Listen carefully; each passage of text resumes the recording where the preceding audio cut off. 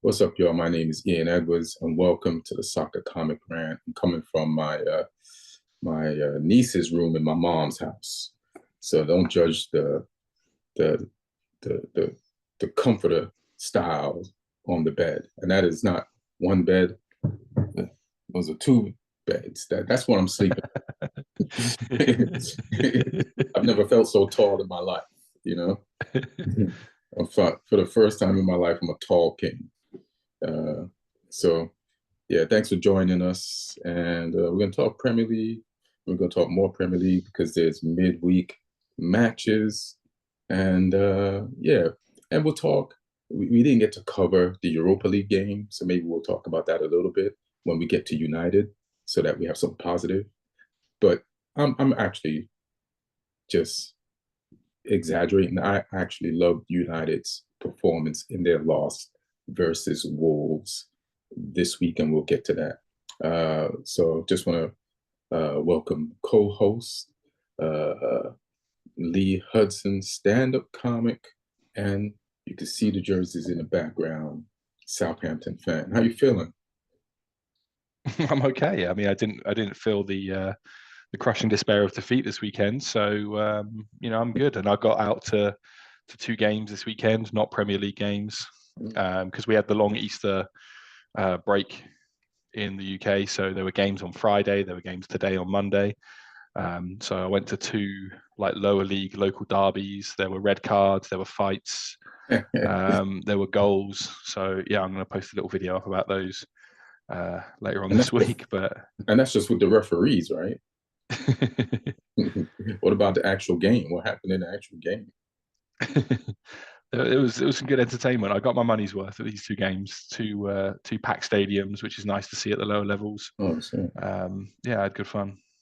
Oh yeah, we'll talk about that for sure.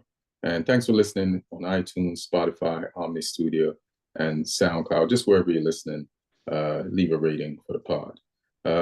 So I'm gonna half the screen and go back to the league table. Boom, right here. Boom. Liverpool's at the top of the table, and they took care of Everton this weekend, and they really kind of took care of Everton. Or was it? It was Leicester. They Leicester. played, yeah. Yeah, they were in Everton colors, but Leicester put up a good fight. I feel like the commentators over here weren't too kind about just the feel of the game, but I thought Leicester didn't want to get officially relegated, so they put up a fight, and Liverpool are kind of in this. We don't even have to win this type of game mode, really, but let's win it. And I feel like I don't know if it's irony to see that Salah signed his contract and Van Dijk, and then Trent, the one who hasn't signed, is sitting on the bench, and it's an away game, so there's no booing Liverpool fans booing Trent. But it's a good thing that he came into the game and actually won the game for them, so that now they're just one game away from winning the title. And that game at Tottenham next week, or is it at Liverpool? I think it's at Anfield.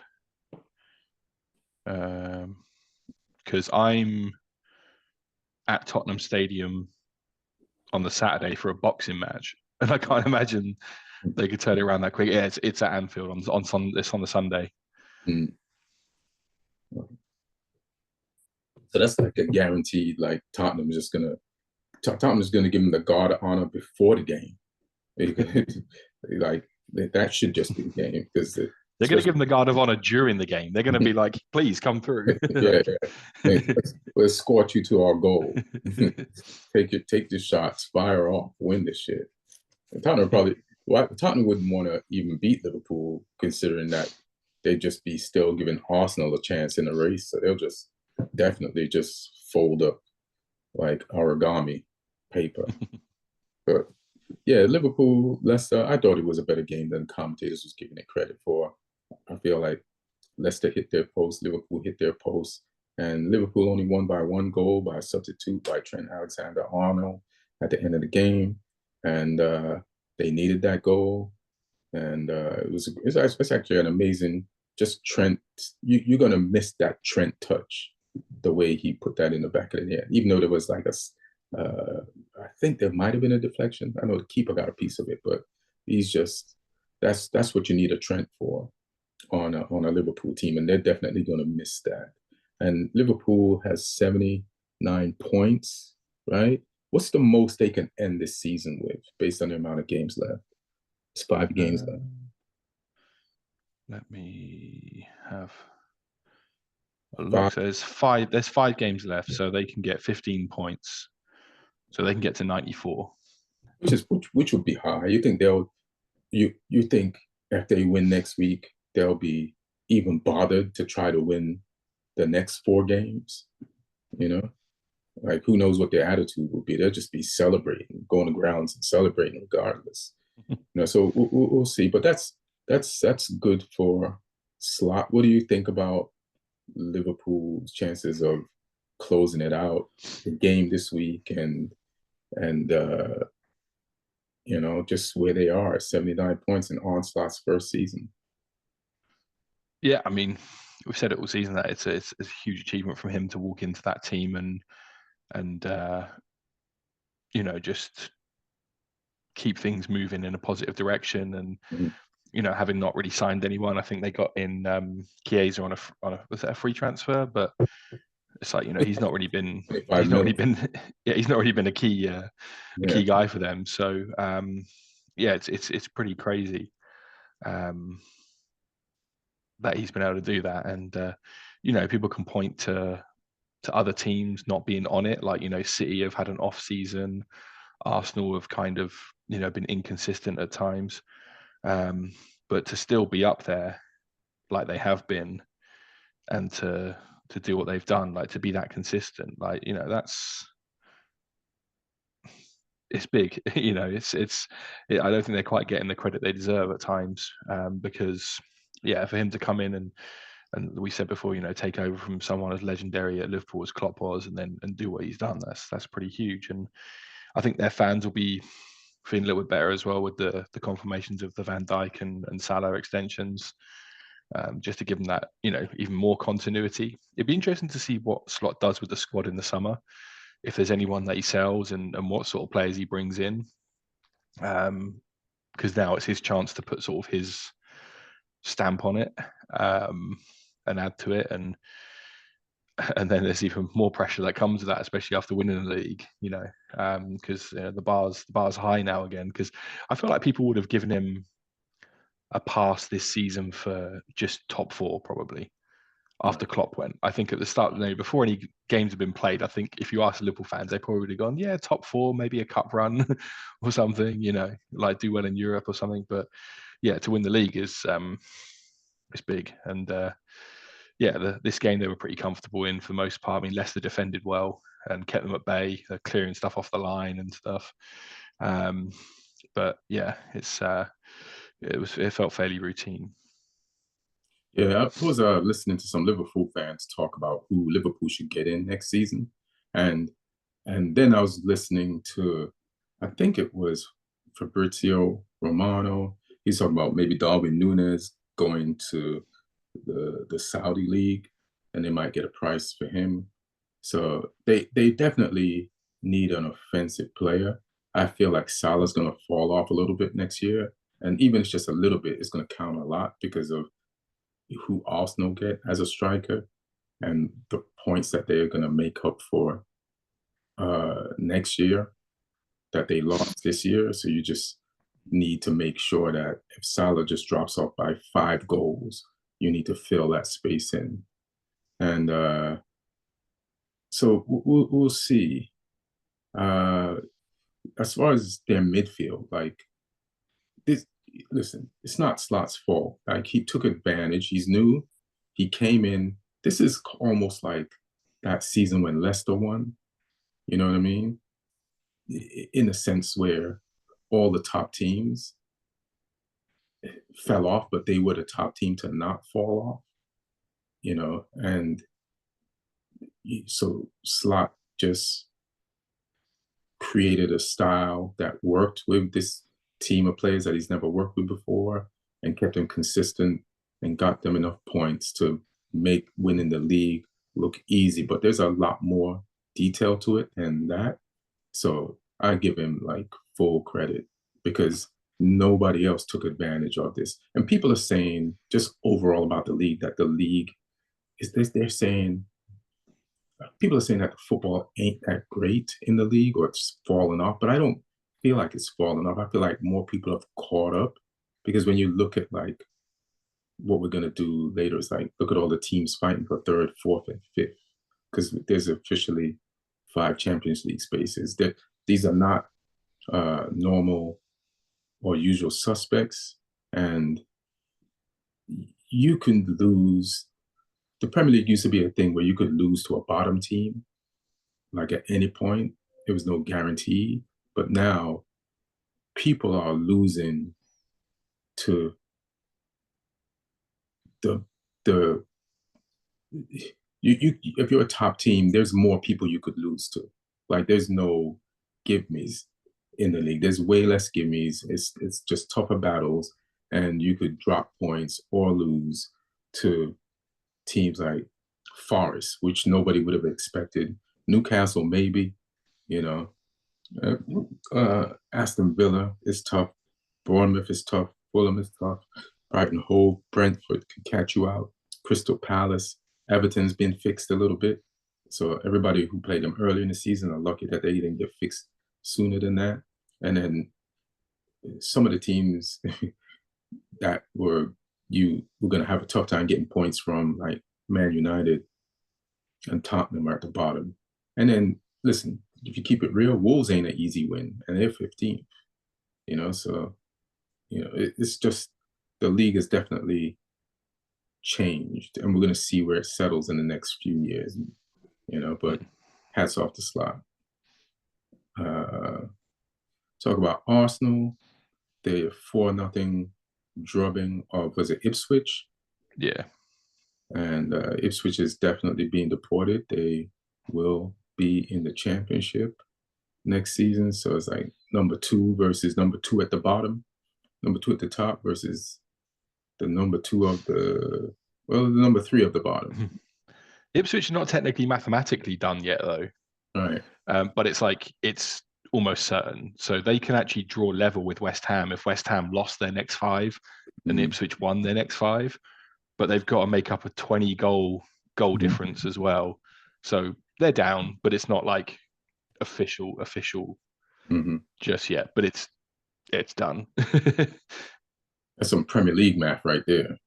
You got the Premier League calculator run spinning in your head, spitting out the numbers. I had no idea about all that.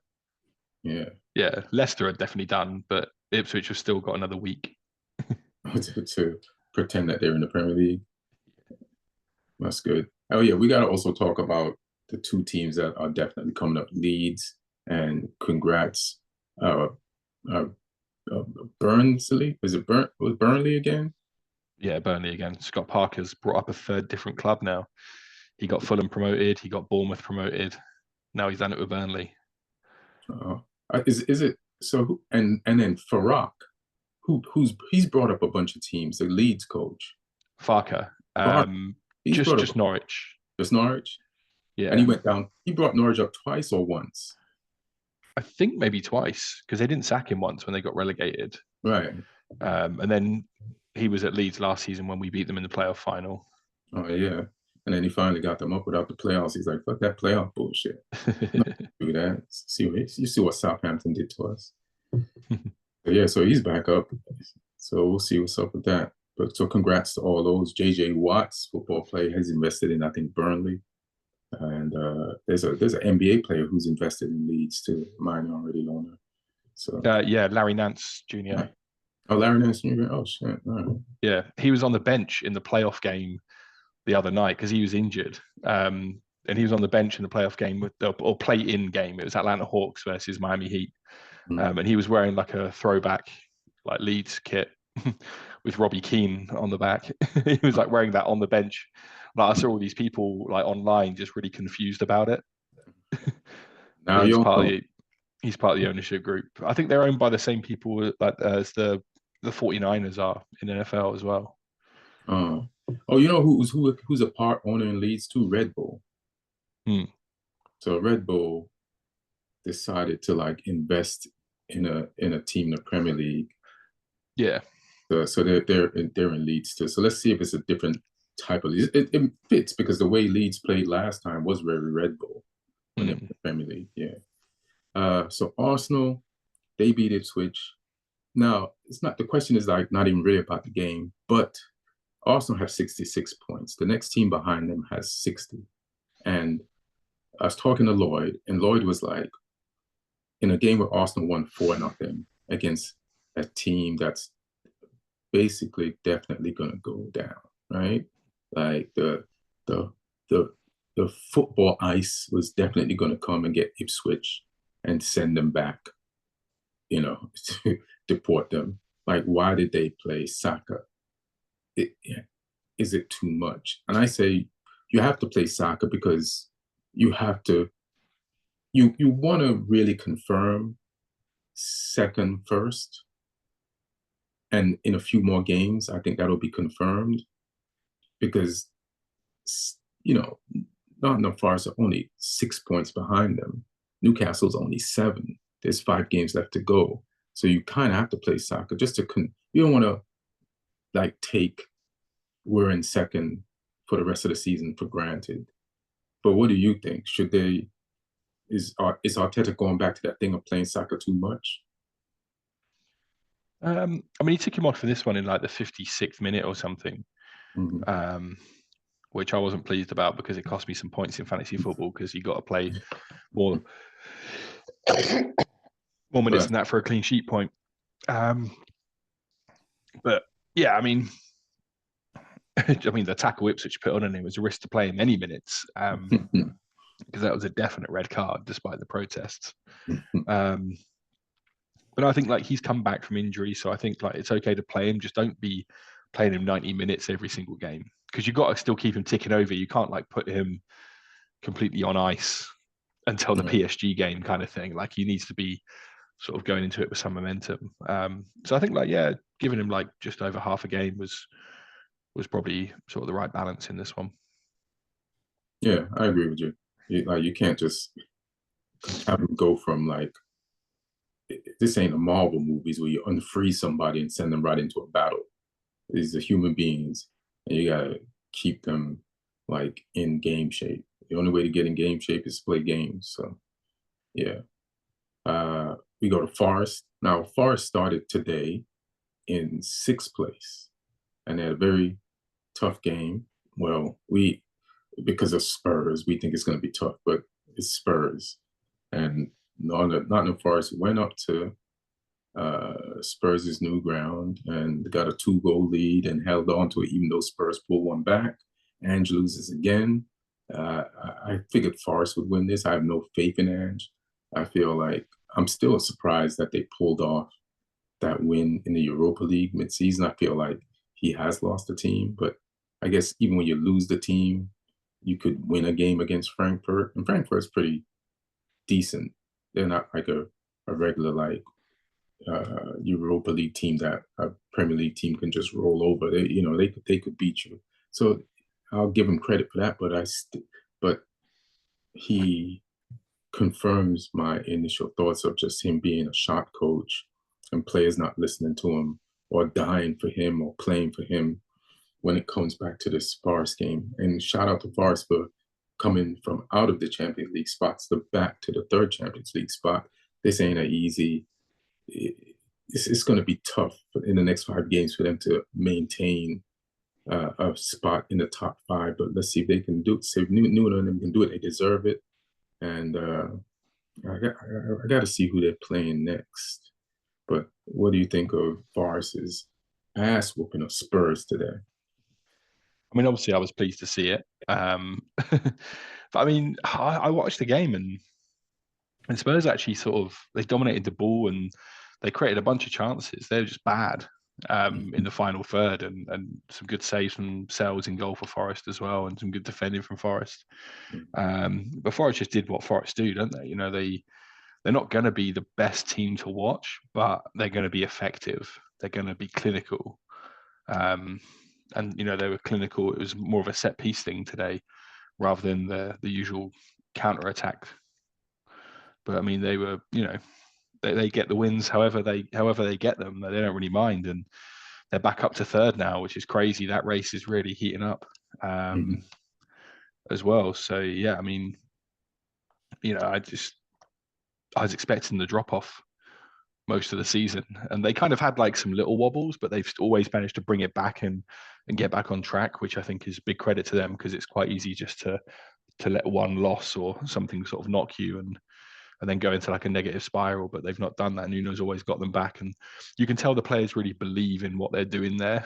They know what their sort of task is every game. Like, they're not sort of, you can see some players at some clubs aren't playing for the manager. And there they all seem like they are. They all seem sort of locked in on what they're doing, and like they will fight and scrap for everything. They'll defend with their lives, and yeah, another 3 points.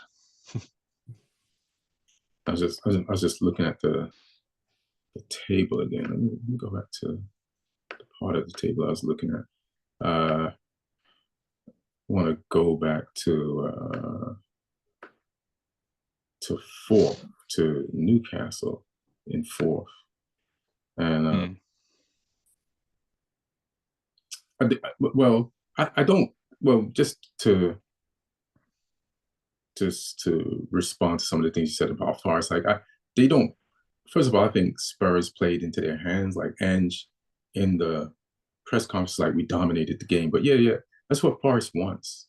So yeah, you can dominate as much as you want. Like, that doesn't mean you're going to win a game against Forest. Like, dominating the game gives you no points unless you put the ball in the back of the net. So trying to convince the fans who you're just disappointed with another loss that you dominated the game is fine. But against Forest, you just were playing. You just were rope-a-doped by Ali or football. Like, that's what they want. And then they hit you on their counters, or like you said today, it was set pieces. They scored, they locked up shop, and you create chances. They're used to like putting out fires down there. So that's what they did. They're professionals, finely tuned professionals. So yeah, the stats might be in your favor, but the win ain't. Also, I do think Forest, when they do get the ball, they play some really good football.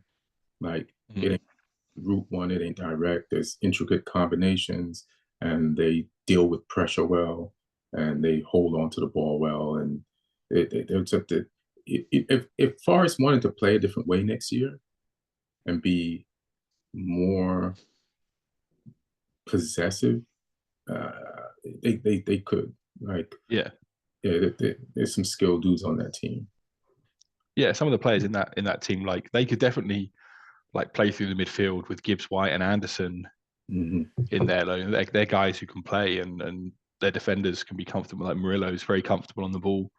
So yeah, they could definitely switch it up, and it doesn't matter whether on the counter attack or if you get the ball into their feet in a different way, like Elanga and Hudson-Odoi can get at people. So they definitely got the ability to be versatile, but they've obviously identified that this is the way that's going to get them the most points and sort of limit the risk for them in their games. And yeah, God, is it working? Yeah, it is. And Bentoncourt today showed how fast he is. I think did he catch up with Hudson-Odoi in one play, or was that Elanga? I can't remember. But he was like, I was like, all right, Bentoncourt, I'm seeing in a minute. All right. And we'll go to, so this is how tight it is. So Man City, this week, they played Everton. And I think they beat Everton towards the end of the game. Everton didn't like give them the points immediately. They made them work for it. And City got 2 late goals from what I remember. And one of them, the last one, was Kovacic. And the young kid, again, the right back. Is it a right back or left back? O'Reilly. Yeah, he's playing left back, but I think he can play like a number of positions. Yeah, he got in there. So Man City's still in the fray. They're fifth, hanging on to their Champions League hopes. So but everybody was like hoping each other loses. That's how tight it is. So Newcastle got 59, Man City got 58. What do you think about City's chance of this is an outrageous statement if I said it at the beginning of the year. What do you think of Man City's chances of getting the Champions League spot this year? I think they're pretty high because they've got nothing else to really. They've got the FA Cup that they're still in, but I think the Champions League is like the big thing for them because that's what's going to keep them being able to sign the top of the top players, kind of thing. I still think they won't struggle to get people if they're only in the Europa League, but I mean, they're going to want to be in the Champions League. So yeah, I think they'll really prioritize that. They got Villa on Tuesday, which that'll go a long way to deciding things, I think. Yeah, let's Given the talk amount about of that. games That's we've got big left. too. Yeah, well, Yeah. we'll save it to when we get to Villa. But yeah, I think City will, just because of the quality they've got. I think that's what will help them get over the line now. Let me see who they got in their last games. Yeah, because I mean, after I just turn my power on because my battery's running out. After Villa, they got Wolves at home, which Wolves aren't pushovers, but I think they'll win that. They got us. That's a win. For you guys, Yeah. it's a win for you guys. No, for them, sorry. And then they got Bournemouth at home and Fulham away. So there's some tricky games in there, but I think they'll win most of those. Who has a tougher schedule? So what's Chelsea's schedule? What's Villa's schedule? And I Newcastle's schedule? mean, Because Chelsea has still got to play Liverpool. They've got to play. They got to play Newcastle away. well, let's go to the Liverpool game. When do they play Newcastle? After when did they not when did they play Liverpool? Is it after Liverpool clinches this week? Yeah, Or Sunday the 4th, so the weekend after next. they might get a chill Liverpool. Like let's Mm. celebrate. I know Liverpool don't like Chelsea though, and neither do their fans. So they'll be wanting them to win that. And then they got Newcastle away, which we know Newcastle at St James's Park is, it's a different proposition. Then they got you guys at Stamford Bridge. I don't know what way that will go. And then they got Forest. We deal with top teams well. Like we have to play Villa, Yeah. and Lloyd was talking to Lloyd about the schedule. I said that's a trouble spot for you. Like Villa didn't beat us at Villa. Yeah. And then we played Chelsea this year. They didn't beat us. So that's yeah. you know. And Chelsea's last game is Forest away. Mm. So they got to go to Forest away and Newcastle away in their last 5 games, and they got to play Liverpool as well. Oh, that's their schedule. And United. So Chelsea's is rough. Newcastle's is they got Ipswich in the next game, Brighton away, Chelsea home, Arsenal away, Everton at home. So that's a mixed bag. Mm-hmm. And let's have a look at Villa's. Villa got City this midweek, and they're home to Fulham, away to Bournemouth, home to Spurs, away to United on the final game. So yeah, I think City will do it. I think they'll get top 4. All right. Yeah, based on their schedule, but let's see if their Jekyll and Hyde syndrome pops back up, or their Doctor Doolittle, because you don't know when that shit's gonna happen. So as long as Pep can keep that under control, they should be all right. Chelsea, they're 6th. They got 57 points. They're 1 point behind Man City, and they won a match that they were losing this week versus Fulham, as a London rival. I don't even know if Chelsea really respects Fulham as a rival. They know they're in London, but they're like, it's just still Fulham. Fulham took the lead, and I know Neil and other Chelsea fans were like, fucking Chelsea again, until they pulled it off last minute, and then they were happy. Neto scored. I don't be really rating Red Neto, but he did come through for them and scored that winning goal last minute of the game. So Chelsea 6. What are your thoughts on that? I mean, Yeah, we had nil in the group chat when they were 1-0 down. Like you say, he's um, bemoaning their performance, and it's weird. Like they're sort of in a position where they could still do something good this season, but it feels like there's nothing but negativity around the place. Yeah, They had that game against Ipswich last week where they kind of struggled a little bit at the start, and the fans were quite restless and sort of turning on the team. So the atmosphere is a little bit toxic there. yeah, I kind of don't know what Chelsea fans expect, because what they finished last year with Poch, was it sixth, I think. yeah. They got into whatever position got them the Conference League. Yeah. So I think it was sixth, and they're around there again, but obviously challenging for that top four. And I think that's where They with a might new have manager. finished. They might have finished like, yeah, six. I was wondering if we're the one that knocked them, if we won the FA Cup and knocked them into the Conference League, but I'm not sure. Yeah. So yeah, I think they're about where they should be. Yeah,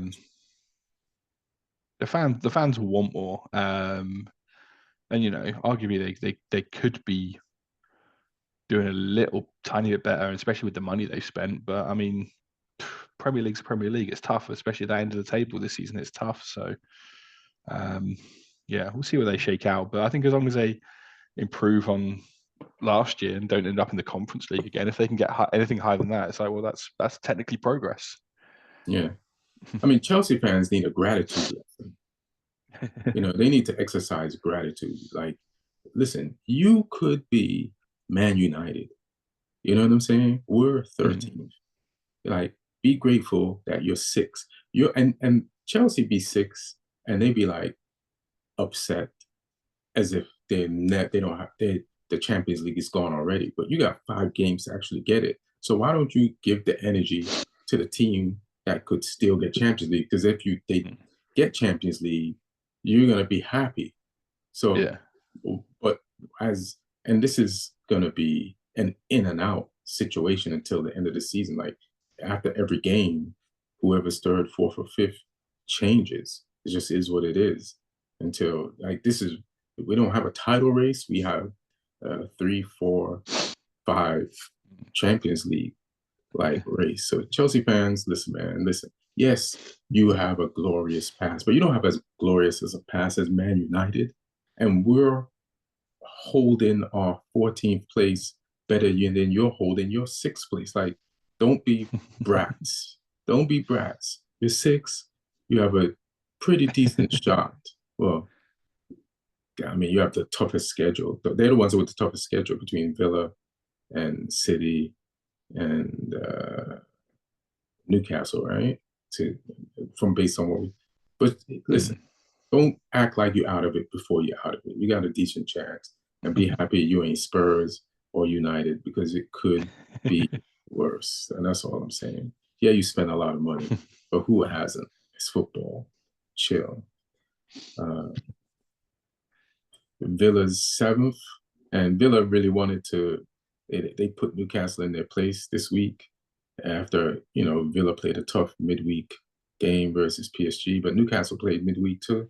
But Villa gave Newcastle the ass whooping that Newcastle gave us last weekend. So I was happy to see that. And Villa's like one of my second teams. What do you think of Villa's position at 7th?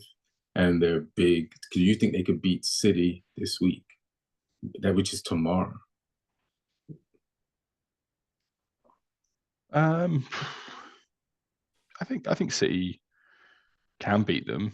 It just depends which City shows up. But I think they're starting to get back to what they were. But I mean, Villa look good. I mean, I didn't think Villa would have it as easy as they did against Newcastle, and they blew them away. So it's a tough one right now because Villa can show up. I'm backing City to beat them though. You remember Villa City last year? There was this Christmas game in December. where Villa played City and then Arsenal and beat them both back to back. But the City game specifically was one of the best games of football I've ever seen any team play. Not just any team play, but they played it against a stacked City. Like City had all their team, all their players, and they weren't at the end of their cycle, and they still won the league that year. Now they're playing an even like a City that's definitely at the end of their cycle, trying to rejuvenate mid-season. So I don't know. And then Villa is just I was watching like them play Newcastle and and they beat PSG this week. I just feel like they could win this City game. Like City's coming back, but they're not ready for a Villa yet. Like maybe next season they will be. We're gonna find out. But we'll find out tomorrow for sure, 100%. Number 8 is Bournemouth. Who did Bournemouth play again this week? I forgot. Was it Brentford? No, they No, tied. Bournemouth. Palace. They played Palace. Yeah, that was that was a tie game, right? 0-0. Yeah, Some yeah. cards. Board draw. Board draw. All right. And they don't have a chance to this is so this so these but I was listening to this thing that Lloyd sent me about Gary Lineker saying like Bournemouth could still get into Europe. So there's that European spot. That's how far. So because we get 5, right? For Champions League, I think. Champions Yeah, League. yeah. And then there's 2 for Europa, right? And 8th would be Yeah, Europa's one through the league, one through the FA Cup. Oh no, 3 for Europa actually. I think it's Carabao, FA Cup, and 1 in the league. right. So depending on who wins the FA Cup, because if one of the teams already up here, like is in Europe, like who's in like Villa, Newcastle already in Europe because they won the Carabao. so that they got the Conference League spot. No, I think that's. Yeah, I think the Carabao Cup is the Conference League spot now. Is it? I'm not sure. There's a lot going on with it. The FA Cup is definitely Europa League spot because that's how we got it. Okay. And then I was listening. I'm trying to remember what Gary Lineker said was very complicated, but we could get up to 9 teams into Europe this this this coming year, just based on like who could win what and how many doors are open right now, and the fact that we already have 5 for sure Champions League spot, which lets me know like if it's based on the amount of teams that your countries or your league wins in Europe, if we have 9 or 8 teams in Europe, that means we could get the 5 Champions League spots again, just based on if we win a lot of games. This should be some shit we should be able to hold on to for a minute, and especially the way our league is now, because like if you go back to United beating Leon is weird, like 4th or 5th in the French league, but we're 13th in our league. So any team like that's 4, 5, 6, 7, 8, 9 could beat any team at a high level in another league, you know? If you do like my layman's football team rating procedure, that probably is not 100% solid. Fulham, we were talking about them. They had the lead versus Chelsea, and I wouldn't say they blew it, but it was time Chelsea like turned it up and did their thing and showed them what Chelsea is. What do you think is going on with Cole Palmer? He's cold. He's the wrong kind of cold right now. What's up? I mean, depending on how he finishes the season, he could actually still equal last season's goals in terms of open play goals. He got kind of lucky last year that they got a ton of penalties, and he's very good at them. So he obviously had his numbers bumped up by penalties last year. So he could still. I think he just set the bar really high with big numbers last year, and then everyone's sort of expectations go up. But still, I think he's still underperforming in terms of he's not really been involved in goals, assists or scoring at all much, sort of this second half of the season. So yeah, he definitely needs to pick it up a bit. And then I have a question to ask you about Chelsea and Maresca. What do you think about this thing where Maresca doesn't like the overlap? He likes the underlap. And it's like, why doesn't he do both? Why is it always why does it have to be so predictable? Like, what's the difference if sometimes you overlap instead of underlap if you're a fullback? It's a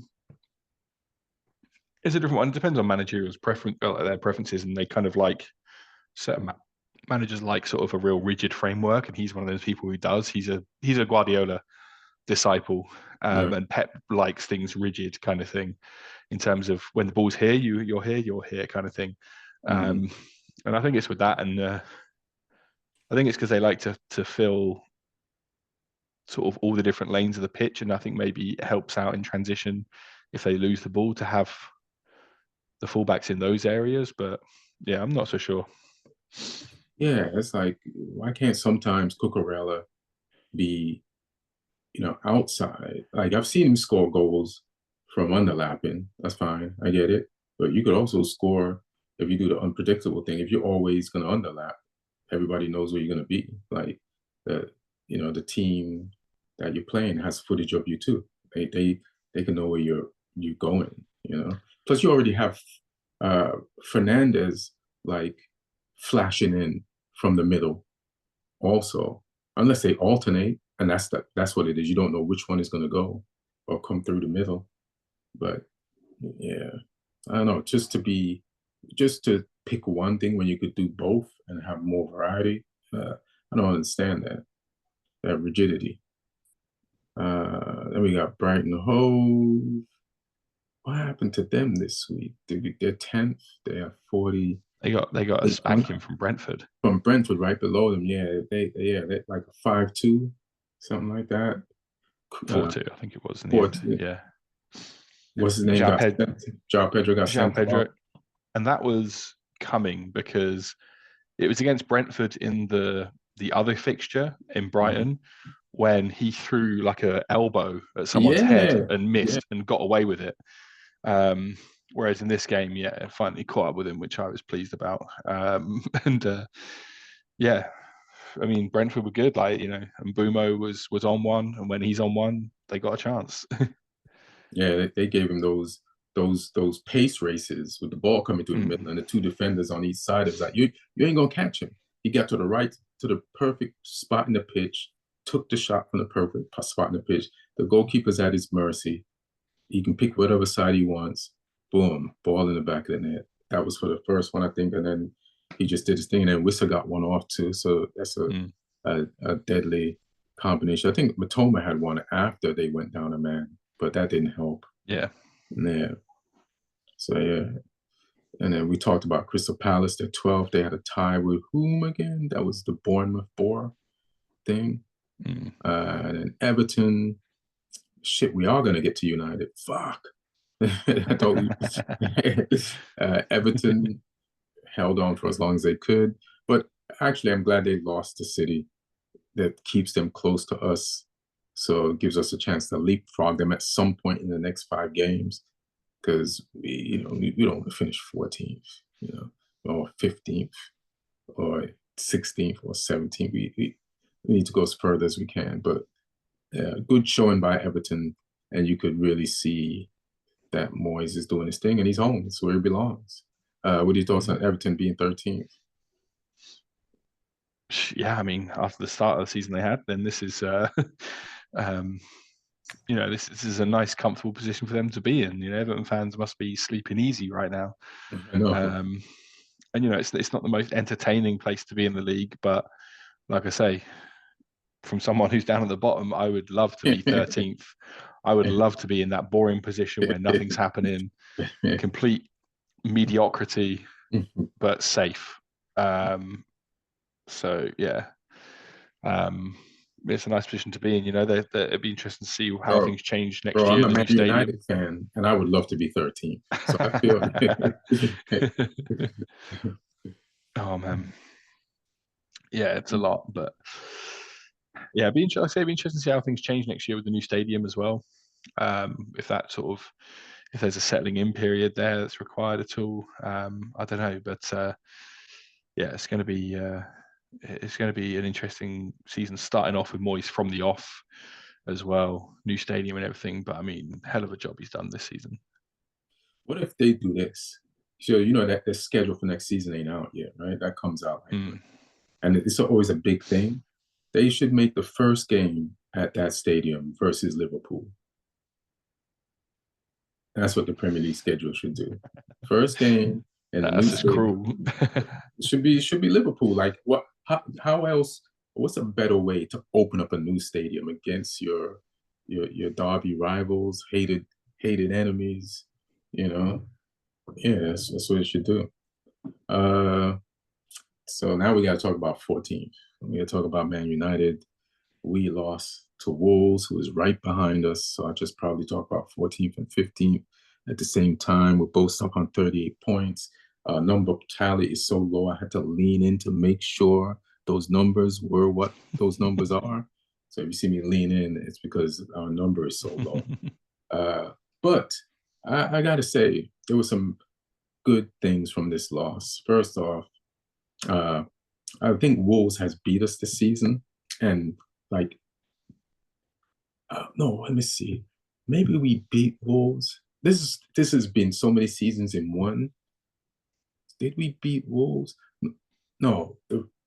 Last year we beat Wolves, but they should have beat us.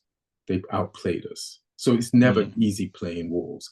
And then this year, I think we beat Wolves at Wolves in the beginning of the season before they got their new coach. No. I think we lost to them recently with their new coach. So for us to only lose 1-0 at home against them, not because we only lost 1-0, but we outplayed them and we outballed them, we outpossessed them, and we dealt with being pressed really well. And we played these two young kids. Hamas, I've seen live when he was on the tour when Man United came to America this summer, last summer, and the summer before. And so I always knew he was in the United plans to become a player. And he played a few games already this season, but I've never seen Fredericks, never. And I was like, all right, let's see what happens here. And he had a Miles. He played in defense. He was the left central defender, and he had a Miles Lewis Skelly class of game. Solid. You can't get the ball off him. Dealt with pressure well. Broke the lines with his passes. Dribbled through the lines confidently. Laid off the ball. Like, it's one of the best we've played out the back as a team in this Amarin system, even before Amarin got there with when Ten Hag was the coach. Like listen, those guys, Hamas and Fredrickson and Lindelof, and a lot Lindelof, everybody shits on Lindelof, but I kind of like him. Like he's good when he's not always there with Maguire. Like if he plays with somebody with confidence, he's good. And our back line looked great. We gave up a free kick that ended up in them having their first shot on goal, and that went in. But they only had 2 shots on target, maybe 4 shots the whole game, and we had like 20 shots. Not all of them were on target, most of them weren't, but we looked good out there. And I think even though we lost the future, if Fredrickson can duplicate that performance, if that's his first performance, let me see what he's like when he gets even more mature. And Hamas looked good. Harry Hamas did with pressure well too. Like a lot of turning on the ball. Like that's what you need to do to teams to take away their confidence in pressing you, and then you can get out the back no problem. So these guys played with way more maturity and confidence than I've seen like our regular starters back there play with. So I'm just thinking future. That's why I'm not very disappointed about the loss. The loss doesn't matter anyway. We just need to win the Europa League. But when Heaven comes back, when uh, the Argentinian comes back, if Luke Shaw stays fit, we got Dogru, we got Hamas, we we got Majuari, and I feel because I felt like we'd have to buy at least another right back, or maybe we do need it. Maybe we do need another right back, like a wing back type character. But I felt like we still needed more defenders until I saw this game, and I was like, if this kid works out, Fredrickson, if he works out, then we could use money that we'd have spent on a defender on another forward because we need artillery up front. So that's the hope that this game gave me. What do you think of Man United? 14 fools, 15. Yeah, it's an interesting game to watch because you created a lot of chances. Like you were getting down the sides of their sort of back three so much. Like Garnacho put a couple of great balls across Mm-hmm. that people just couldn't get on the end of, or I think Bruno got on the end of one of them and just sort of swung wildly at it. And yeah, I mean, you could have easily put them away quite comfortably in this game, Wolves. And yeah, then you just got hit kind of almost like a sucker punch with that free kick. And they just couldn't find it at the other end. But yeah, it wasn't a terrible performance, and I think that's the main thing. Because you can't go up or down anywhere. It's just academic now where you finish. It might in the table. So it's kind of just a building thing, seeing what can be done in terms of setting the blocks in place for next season, and Amorim still figuring out who he's going to keep and who fits in that system and who potentially doesn't. So yeah, I mean, like I say, promising that the young players did well, and yeah, Amas is he's a talent, and yeah, whenever you get Heaven back, like you say, he had that sort of run of games where it's like he showed that he's comfortably at the level required. Mm-hmm. So yeah, there's stuff to work with there, and it's Forgot definitely to an mention important. Euro. Yeah, and it's definitely going to be a big season in terms of big summer in terms of transfers, just to see what sort of players Amorim thinks he needs to go out and get, and who he's decided isn't going to fit that system, who needs to go. Yeah. I mean, I talked a lot about how much I was impressed by our defense. It was with their defending, but it was also in a very important area of like dealing with pressure, passing through the lines, and breaking the press. And that's where Mm. we've like struggled a lot because we can't get the ball to our midfielders so that they can do their job. And our defenders took care of that this game. But this game clearly showed another big problem that we all know we have is putting the ball in the back of the net. I don't know what's going on with Hoyland. I don't want to go in on him, but he had his chances this game to definitely score at least two. Like he missed getting on the end of one in the second half. Dogru put some balls in there in the areas where if you're Hoyland, that's where you'd want them. And maybe he's not used to somebody putting the ball in that area for him the whole time. So then he's like, oh shit, that was a chance. We're doing that now. So that's why I like Dogru because you can see how he can help anyone that we get in the transfer window to score some goals because he's he's got to get better at shooting, but he has to also continue putting the ball in those danger areas. And then speaking of Wolves, like Fabrizio Romano came out today and said that we're in talks with Cunha, and this is what I like about the talks with Cunha. Like he's a 10, he's an offensive player, so he could also play 9. Sometimes he could get Bruno a rest if we get him. Wolves plays a 3-4-3. It's not some system we have to teach him. He passes the eye test for me. I just don't know what the stat test is. Like maybe there are some things in this negatively in the stat test that will make me like second think like is if he'll fit in the system. But maybe there'll be things that make me believe he even more belongs with us. And I like his edge.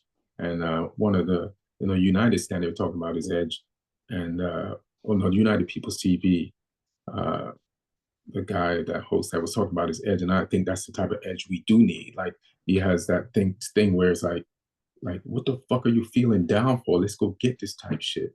Like he always played with balls when Wolves were on the verge of being relegated. He was like the renegade that never played the way the team played or played the way the results were for Wolves, and that's the type of attitude we need. So I hope we get him. I know there's going to be other teams in for him, and he's going to have choices, but like shit, like we got some Portuguese on our team. Why don't you pull up, fam?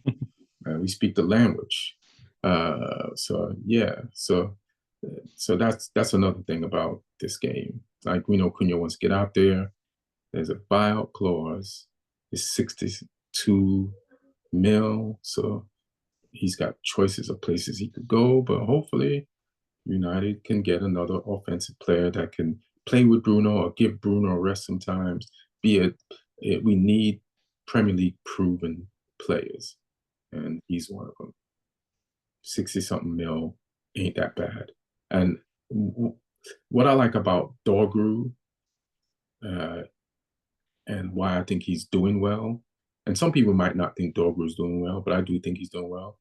He came in January, and he's flying up the pitch.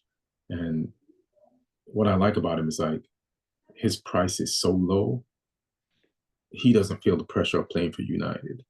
So we need to get some good deals, but where people don't feel like, man, look how much I cost. Like that 80 mil that Leicester got for Harry Maguire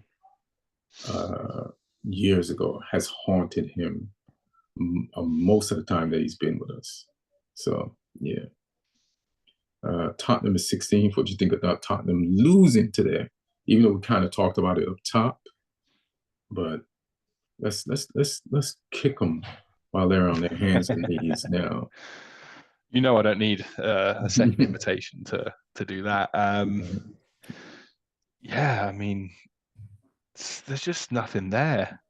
Like when I was watching that game, it's like they're just sort of going through the motions. Like we said earlier, they dominated the ball, but that was kind of because Nottingham Forest wanted them to.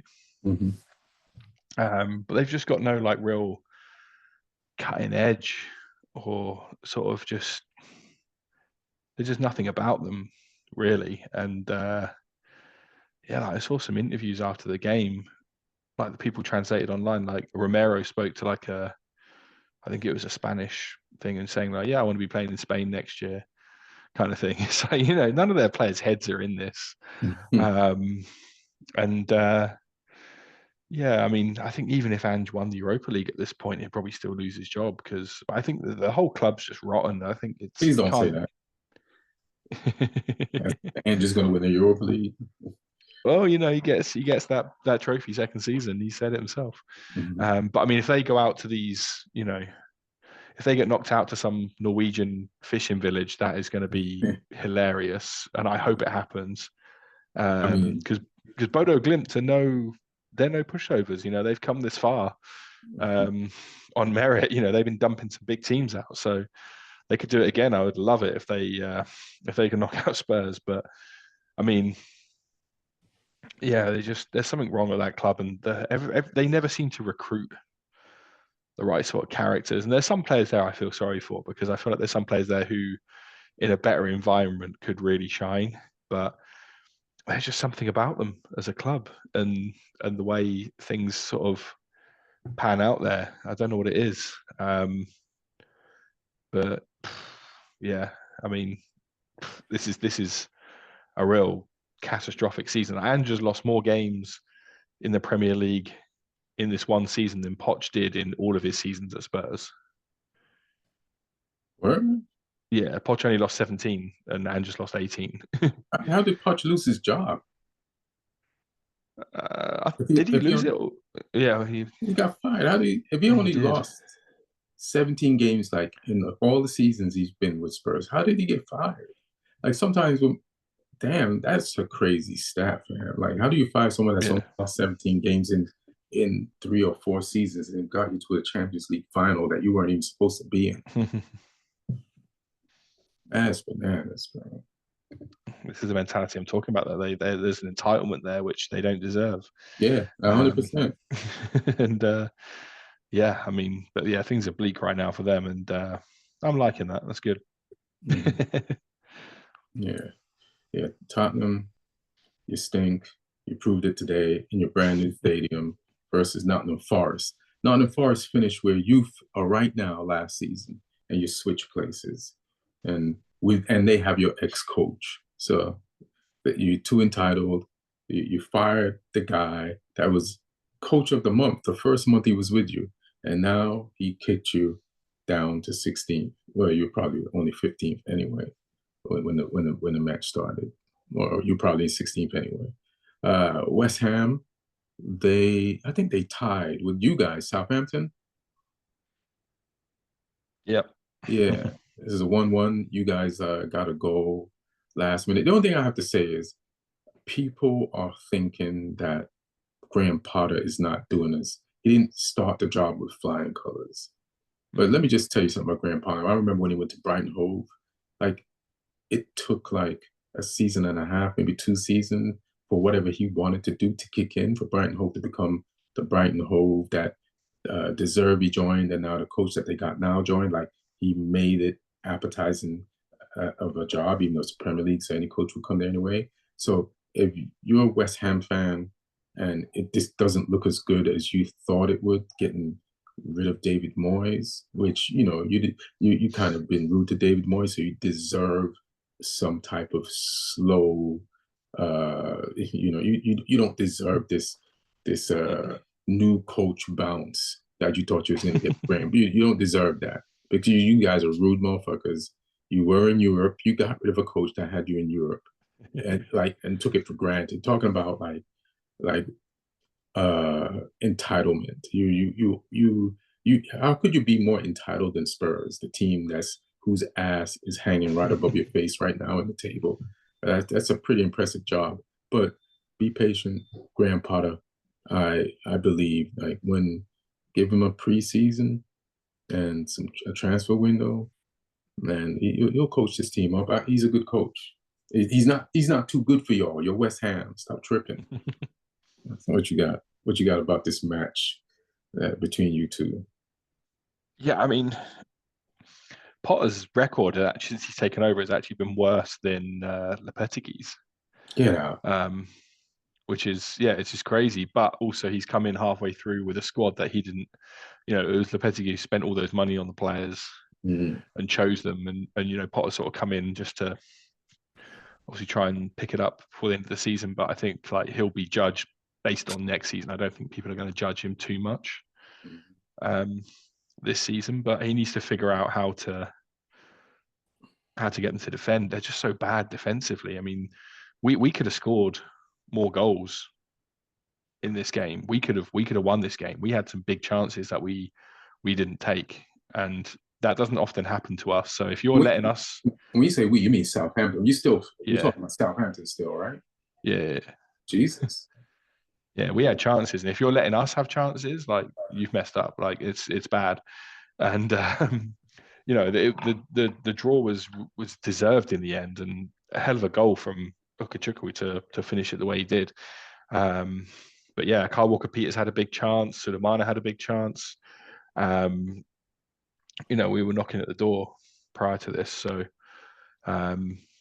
yeah, it was good to see us actually sort of hold our own in a game, and actually at times look the better team, which was better than we have been for 95% of this season. So yeah, it's okay. I mean, I'll talk more about us when we get to us down the bottom. But yeah, for West Ham, I think they just need to figure out where those missing pieces need to be, especially at the back, because there's good players there with like Bowen and Kudus and people. So they've got some good pieces there. They just need to figure out how to best use them and get some players in the summer who are going to complement them rather than they feel just when I see them out there on the pitch, they just look like a mishmash of a team kind of thing. Like they've just been thrown out there, a bunch of guys, just figure it out kind of thing. There's no real like discernible identity to it. Yeah, the identity they have is you could drive right to the middle of that team and head to goal. That's the identity that they got. Like that team been soft since Lopetegui at the beginning of the season. Like, yeah, you could play right through them. I remember us losing to them because the and it got Ten Hag fired. Ref gave them some mythical penalty in a game that we like just didn't put the ball in the back of the net. But they've been that team till this point right here now. And but let Potter get a chance to cook. Let Potter cook, y'all. Let him do his thing. Let's go to Ipswich. We talked about them earlier because they played. I forgot already, and we already talked about who they played. Let me see if my memory can kick in. Ipswich. Arsenal. They got Arsenal smashed up. Yeah, and they red card for the tackle on Saka. So I don't know if you want to have any comments on that. They're 18th. It'd be interesting to see how they rebuild. Obviously, they will be going down, even though it's not official. And I think McKenna's going to stay, which is good for them because obviously he's the one who sort of transformed the club, going in when they were in League One and then helping them all the way back up to where they are now. So, yeah, he'll be wanting to try and get them back up. So, yeah, I mean, it'd be interesting to see where Delap goes as well, because I think he'll leave in the summer. Yeah. You guys have been linked. A whole bunch of other people have been linked as well. I hope we get him. I hope we get him. Yeah, I mean, he's definitely a guy who's got something about him. Like there's an aggression to his play and a cleverness to his play as well. That's what like we need. He's a real centre forward. Yeah. And I think he's got ambitions of becoming that successor to Kane in the 9 role for England. So he's going to be wanting to stay in the Premier League and wanting to be in an environment where he can push on. Yeah, they say like United should aspire for somebody with even more experience than him, but I trust him over Osman, who's going to cost more, but has just never played in the Premier League before. For some reason, like if I see he got 12 goals with a team that's going to be relegated, like what can you do with a team that's got Cunha now? If we get Cunha, we get rid of some people and use that money and buy some other people playing the system. Just the qualities that you mentioned, like an aggressive, smart person who wants it. He's a good presser. I remember Ipswich pressing really well, and he's leading the line. So I'll take that. That's what we need, so I like him. And the price range is good too. He won't feel the pressure of a high price range coming to United. He'll be like, "Yo, I'm doing you all a favor." So he'll play with, he'll play with, collar pots. So I like that. Yeah. And we talked about Leicester, them losing to Liverpool. They're 19th. I don't know if you have anything else you want to say about that, but the poor Ruud van Nistelrooy, man, just hey, man, you took a tough job, and I was hoping he could turn it around. But they're just the softest West Ham. Like when you talk about like Ipswich is, like you said, is gonna get relegated. But I never at any point of the season thought they were soft that you could just walk through them.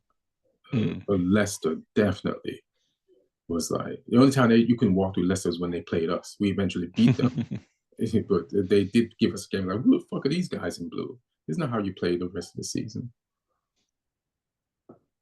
Yeah, I mean Leicester, they've picked up the last couple of games though. Like they showed some spirit down at Brighton last week. Yeah, right. To score a couple of goals and to take a point off them, and then obviously they ran Liverpool close in this game, even though Liverpool were sort of on top. But they fought and battled in this game, which is more than they've done in some other games. Because I had this down as like an easy, comfortable Liverpool win.